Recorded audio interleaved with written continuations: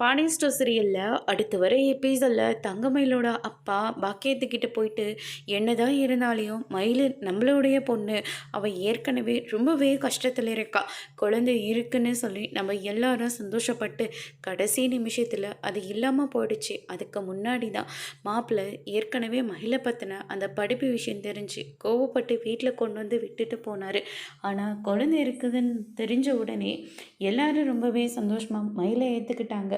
இப்போ குழந்தை இல்லைன்னு சொன்ன உடனே மயிலை என்ன சொன்னாலையும் மாப்பிள்ளை இனிமேல் நம்பவே மாட்டார்.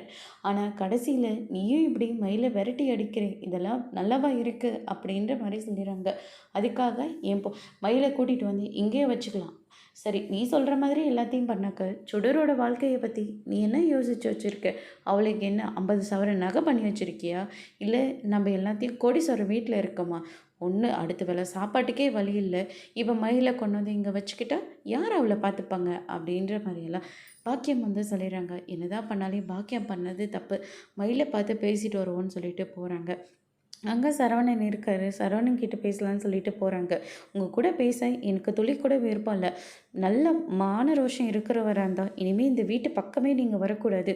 போகிறதா இருந்தால் அப்படி உங்கள் பொண்ணையும் சேர்த்து கூட்டிகிட்டு போயிடுங்க, நாங்கள் எல்லாருமே நிம்மதியாக இருப்போம் அப்படின்ற மாதிரி சரவணன் வந்து சொல்லிடுறாங்க. இது கேட்டோன்னே தங்கமயில் வந்து ரொம்பவே ஷாக் ஆகுறாங்க. நீ ஏப்பா இங்கே வந்த அப்படின்ற மாதிரி சொல்லி அவங்க அப்பாவை வந்து திட்டி வெளியே துரத்து விடுறாங்க. அதோட இன்னைக்கான பிரம்ம முடிச்சிருக்காங்க.